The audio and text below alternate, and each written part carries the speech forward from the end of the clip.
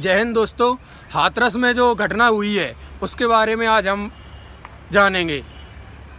जो 14 सितंबर की ये घटना है, सुबह करीब 9:30 बजे की। एक लड़की और उसकी माँ खेत में, बाजरे के खेत में जाती हैं घास लेने के लिए। वहीं पर एक संदीप नाम का लड़का इस घटना को अंजाम देता है। इसके बाद में उस लड़की को थाने में ले जाया जाता है।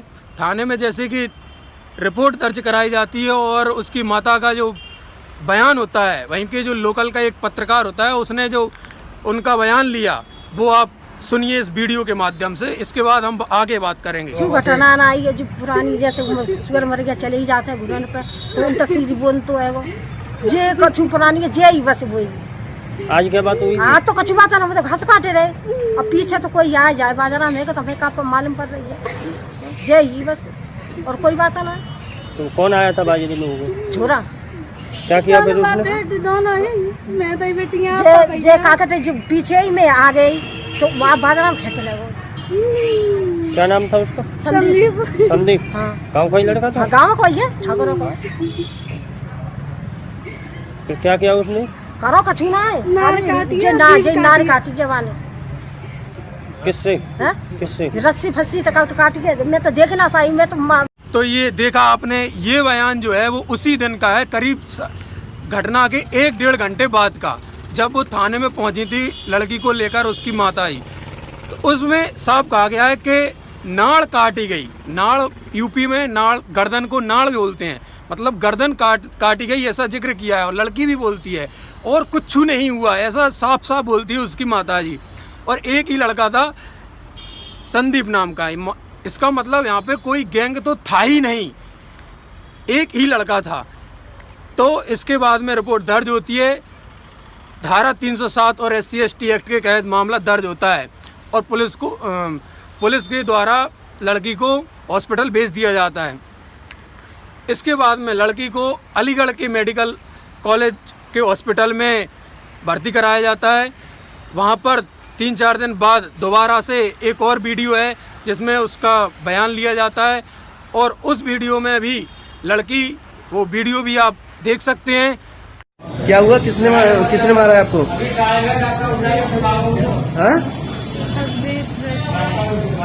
किसने? और किस बात को लेकर? कोई बात नहीं, अपने बात से अब मैं ले रही थी तो ले गया मुझे और गला दबा दिया। मेरी जबरदस्ती करने की कोशिश, मैंने मना करी, सोच के गला दबा दिया। क्या कोई रंजिश चल रही है? क्या नाम है तुम्हारा? तो देखा आपने, इस वीडियो में भी लड़की ने कहीं भी जिक्र नहीं किया है कि उसके साथ गैंग रेप हुआ है। उसने बार बार यही कहा है कि उसकी गर्दन काटी गई कपड़े से, या जो भी रस्सी थी उसकी गर्दन काटने की कोशिश की गई। इसके बाद में पुलिस ने FIR 3 बार बदली है। पुलिस के द्वारा 3-4-6 दिन बाद, मतलब 14 तारीख के वास्ते अलीगढ़ अस्पताल में जब भर्ती हुई, उसके बाद में और मतलब उसकी हालत ख़राब होती गई लड़की की। अब ये और हालत कैसे ख़राब होती गई हॉस्पिटल में भर्ती होने के बाद, ये भी एक जांच का विषय है। इसके बाद 22-23 तारीख को लड़की का फिर बयान होता है और लड़की के जो घर वाले हैं उन सब के द्वारा ये कहा जाता है कि लड़की के साथ रेप हुआ है और रेप की धारा भी आप दर्ज कीजिए। तो पुलिस को जब रेप की धारा दर्ज कराई जाती है तो पुलिस वाले फिर से समझाते हैं कि आप ये ऐसा क्यों कह रहे हैं, लेकिन वो तो बोलते हैं ये किसने बोला, किसने उनको समझाया, क्या हुआ ये नहीं पता। लेकिन इसके बाद उन्होंने करीब 9 दिन बाद रेप का जिक्र किया और रेप की धारा जुड़वाई। इसके बाद पुलिस ने, और रेप सिर्फ रेप की ही नहीं, गैंग रेप की धारा 376D जो कि लगाई गई, उसमें 3 लोग और का जिक्र किया उस लड़की ने। तो उन तुरंत पुलिस 2 लोगों को तो तुरंत गिरफ्तार कर लेती है, एक को अगले दिन गिरफ्तार करती है। 4 लोगों की गिरफ्तारी हो जाती है। इसके बाद में लड़की का मेडिकल जांच होती है और लड़की के बयान होते हैं। तो लड़की के बयान होते हैं तो उनमें लड़की के द्वारा कहा जाता है कि मतलब कहती नहीं है, उससे कैमरा जाके उसके मुंह में डाला जाता है और बोलते हैं कि क्या आपके साथ रेप हुआ, तो बोलती है हाँ हाँ, ऐसा बोलती है वो।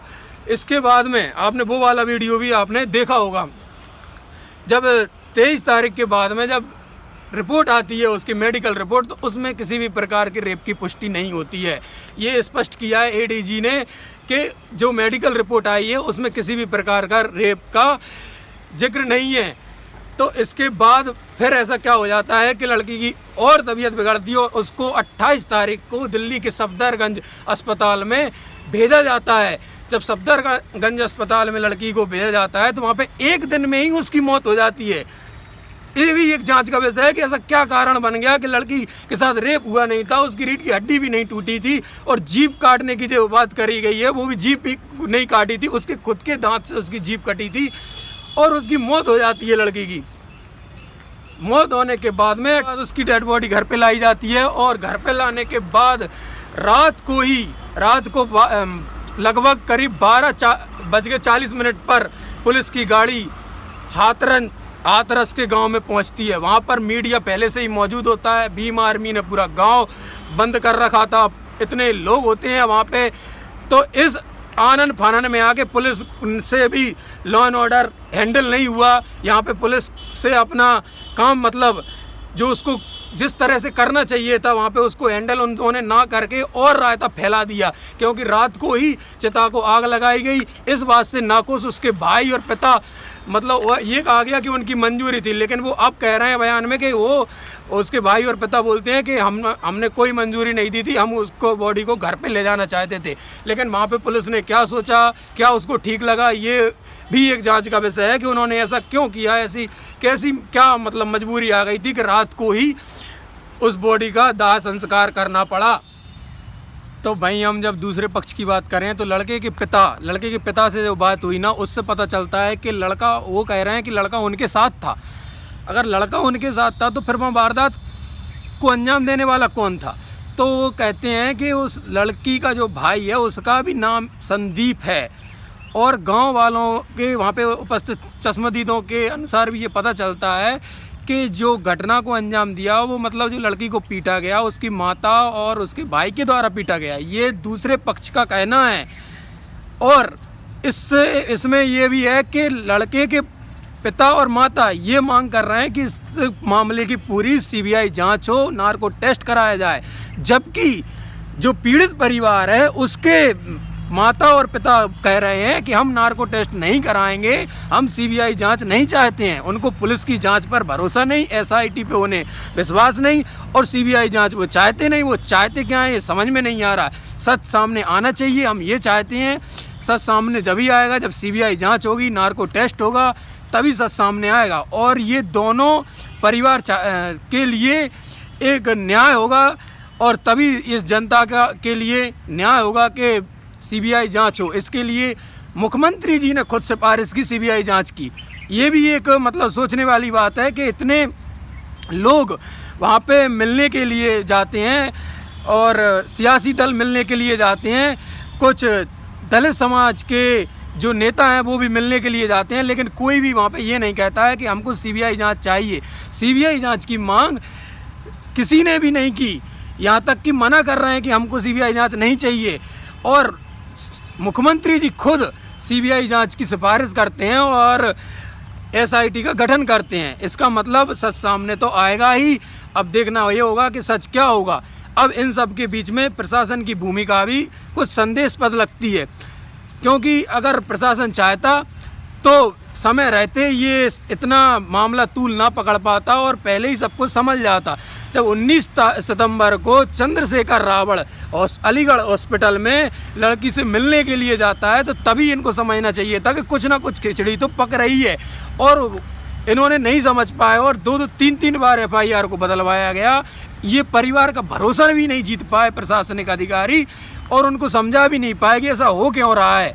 और इन सब का परिणाम हमने देखा कि लड़की को अपनी जान से हाथ धोना पड़ा। इन सब में प्रशासन अगर चाहे, इसके बाद भी ये सब होने के बाद भी प्रशासन जैसे राजनीतिक दल के राहुल गांधी जी प्रियंका जी जब मिलने के लिए जा रहे थे तो उन्हें रोका गया, नहीं रोकना चाहिए था, उन्हें खुल के मिलने देना था कैमरों के सामने। अगर ये ऐसा मिलने से रोका, इससे मामला और तूल पकड़ गया और फिर वो चंद्रशेखर रावण आता है हजारों की भीड़ लेके, उसको भी रोका जाता है, हाथापाई की जाती है। ये भी नहीं करना चाहिए था। अगर ये सब गलतियाँ ना करते तो हो सकता है मामला इतना तूल ना पकड़ता ये। इसके बाद में भी जब और भी बातें हैं जो प्रशासन को, जैसे रात के अंधेरे में दाह संस्कार करना, ये अगर ना हुआ होता तो भी मामला इतना तूल ना पकड़ता। एक मीडिया को 27 घंटे तक दूर रखा जाना पीड़ित परिवार से, उनको ना मिलने दे, इससे मीडिया वाले थोड़े ज़्यादा ही वो हो गए। और फिर मीडिया तो आप जानते ही हैं कि वो जब अपने पे आ जाती है तो फिर वो नहीं छोड़ते हैं। और यहाँ पे मीडिया की भूमिका की अब अगर बात करें हम, तो मीडिया ने बहुत बेकार, जितनी मतलब इससे नीच भूमिका निभानी चाहिए उतनी उसने निभाई। उन्हें जो सच दिखाना चाहिए था वो सच तो नहीं दिखाया। और हालांकि सच से उन्हें कोई मतलब ही नहीं होता, उन्हें मतलब होता है अपनी टीआरपी से, और उनकी टीआरपी बढ़ाने से ही उन्हें मतलब है। उन्होंने जब डीएम साहब से मतलब ऐसे सवाल किए, एक आईएएस अफसर से एक पत्रकार ऐसे सवाल करती है कि आप ही के वजह से रेप होते हैं। सोचिए उस आईएएस अधिकारी को कैसा लगा होगा जब उससे ऐसा कहा गया होगा कि आप ही की वजह से बलात्कार होते हैं। मतलब एक आईएएस अधिकारी इतना पढ़ लिख कर ये कैसे कैसे सपने देखकर उसने आईएएस निकाला होगा और वो वहाँ पे अधिकारी बन के आता है, और आप उससे ऐसा बोलते हैं कि आपकी वजह से मतलब वो होते हैं बलात्कार। ये बिल्कुल गलत है। और बार बार जिद करना, जब पुलिस से मना किया गया है, वहाँ पे दरोगा जी खड़े थे, उनने बार बार बोल रहे हैं कि हमको मना किया गया है, किसी को अंदर नहीं जाने देना है, वो अपनी ड्यूटी कर रहे थे, लेकिन नहीं, बार बार उनको धक्का देना, उनसे धक्का मुक्की करना और अंदर जाने की जिद करना, ये भी गलत है। यहाँ पे मीडिया चाहता था कि पुलिस थोड़ा सा हमको धक्का मुक्की करे और हम इसको ब्रेकिंग न्यूज़ बना दें बड़ी, कि देखिए योगी राज में प्रशासन के द्वारा तानाशाही की जा रही है, मीडिया को घुसने नहीं दिया जा रहा है। इस ब्रेकिंग न्यूज़ के चक्कर में उन्होंने इतना बुरा, इतना गंदा बोला पुलिस प्रशासन को कि ये भी नहीं करना चाहिए था। और फिर राजनीतिक भूमिका पे अगर हम बात करें तो राजनेता तो यहाँ पे रोटी सेकने आएंगे ही, और आए वो तो, लेकिन यहाँ पे जो गंदी राजनीति करते हैं, समाज को तोड़ने की या दलित सवर्ण में बांटने की जो राजनीति की जाती है, ये बहुत ही गलत है और ये नहीं होना चाहिए। यहाँ पर जो दलित समाज के जो नेता हैं चंद्रशेखर रावण, वो इतना जहर भर के जाते हैं लोगों में, इतना जहर भर के जाते हैं कि जिसका मतलब कुछ कहा नहीं जा सकता। एक सवर्णों और दलितों की को में आपस में लड़ाई बनी रहे, इसी से उनकी राजनीति चलती है। और वो अपने आप को दलितों का मसीहा कहते हैं, जबकि वो सबसे बड़ा गुनहगार है दलितों का। वो चाहते हैं कि ये लोग मतलब ऐसे, ये लोग हमेशा दबे रहें और इनके हम नेता बने रहें, कभी भी आगे ना बढ़ पाएँ ये।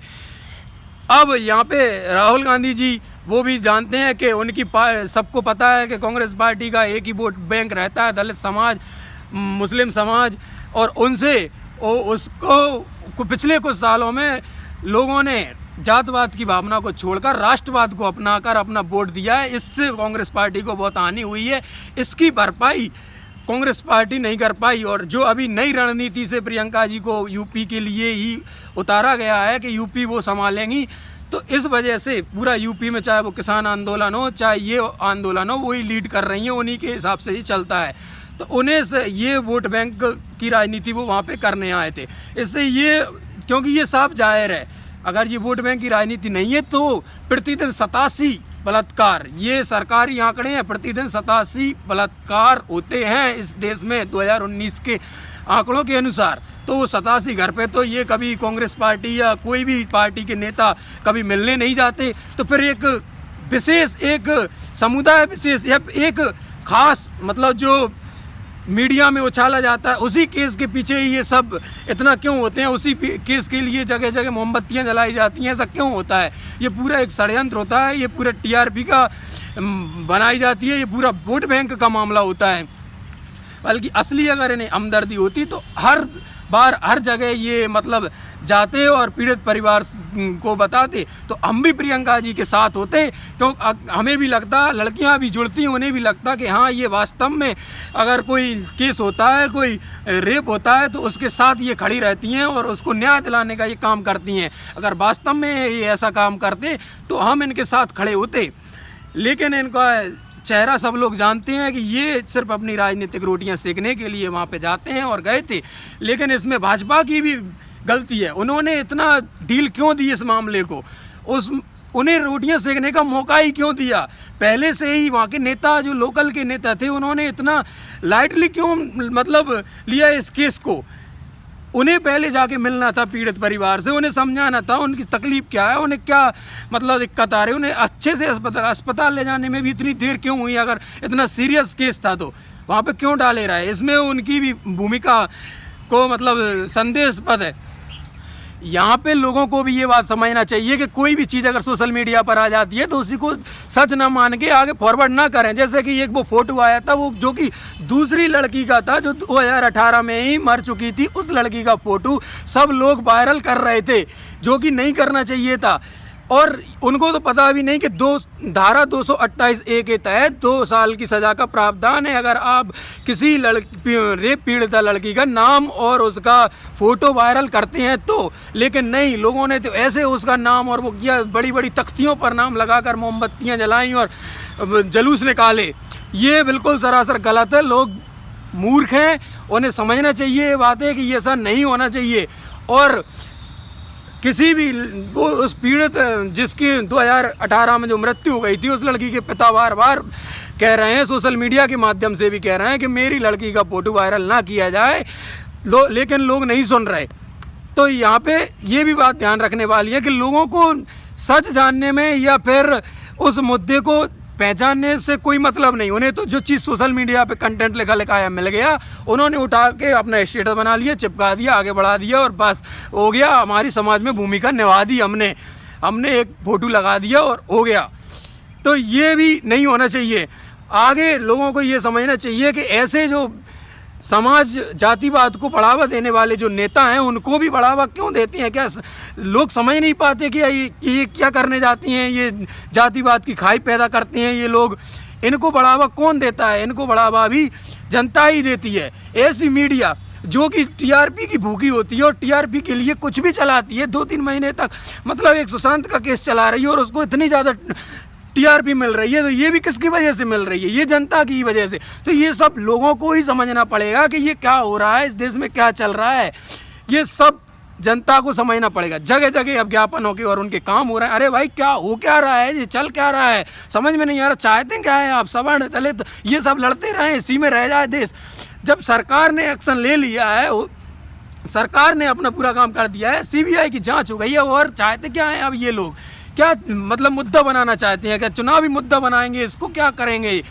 तो ये सब चीज़ें लोग समझें कि हर सोशल मीडिया पर आने वाली चीज़, हर मीडिया दिखाने वाली चीज़ सच नहीं होती है। और मेरा तो ये कहना है कि मीडिया में आप देखें ही ना, समय बर्बाद ही ना करें। अगर आपको न्यूज़ ही देखना है तो राज्यसभा चैनल देखें, दूरदर्शन देखें, बाकी सारे चैनलों को छोड़ दें। आप बिना मतलब कि आपका समय बर्बाद करेंगे, आपकी मानसिकता बिगाड़ेंगे, आपको दलित सवर्ण इनमें जातिवाद में बंटवाएंगे और ऐसे नेताओं से भी दूर रहें। ये एक तरह के जहर है समाज में, जिनको फैलने से रोकें और आप इनको बढ़ावा ना दें। और ये नेता जो कहते हैं कि भाजपा शासित राज्यों में बेटियां असुरक्षित हैं, ये कहना अभी बिल्कुल गलत है, क्योंकि एनसीआरबी का डाटा जो 2019 का आया है उसके अनुसार राजस्थान जो कि कांग्रेस शासित राज्य है, वहाँ पर एक मतलब साल के अंदर 6000 केस के 7 नंबर 1 पर है बलात्कार के केसों में। वहीं पर दूसरे नंबर पर यूपी का नाम आता है 3000 के साथ, मतलब यूपी से 2 गुने राजस्थान में है। लेकिन ये कहना बिल्कुल भी गलत होगा कि मतलब किसी पार्टी विशेष की सरकार होने की वजह से बलात्कार के केसों को बढ़ावा मिलता है। ये इन नेताओं के भाषणों के चक्कर में आप ना पड़ें। वहीं कुछ भाजपा के नेता भी उल्टे सीधे भाषण दे रहे हैं। उन्होंने भी एक एमएलए ने वहाँ के ने कहा कि मतलब लड़कियों को संस्कार देना चाहिए। अरे एमएलए साहब, आप ये भी तो बोल सकते थे कि लड़कों को भी संस्कार देना चाहिए, लेकिन नहीं, ये नहीं बोलेंगे। लड़कियों को संस्कार देना चाहिए, लड़कियां संस्कारित हो जाएंगी तो क्या बलात्कार के केस रुक जाएंगे?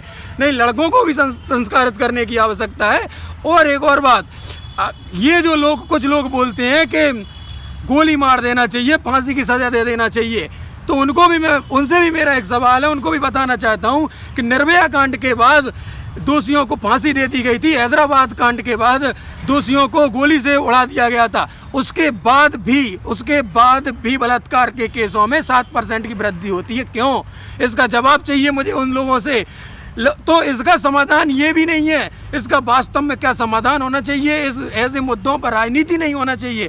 सबको मिलकर बैठ के इसका समाधान कोई ना चाहिए कि आखिर ये समस्या हो क्यों रही है। क्या संस्कारों में कमी आ रही है कि शिक्षा पद्धति में ही कमी हो रही है? ऐसे मुद्दों पर हमको सोच समझ कर विचार रखना चाहिए। राजनीति कतई नहीं करना चाहिए। और रही बात इस केस की, तो सीबीआई जांच होगी, सच सबके सामने आ ही जाएगा। थोड़ा धैर्य रखें और जो लड़की है उसको इंसाफ मिलना चाहिए और वास्तव में उसके कौन कातिल हैं, कौन किसने हत्या की है, वो भी सामने सबके आना चाहिए। इसी के साथ बस मैं अपनी बात समाप्त करता हूँ। भारत माता की जय। वंदे मातरम।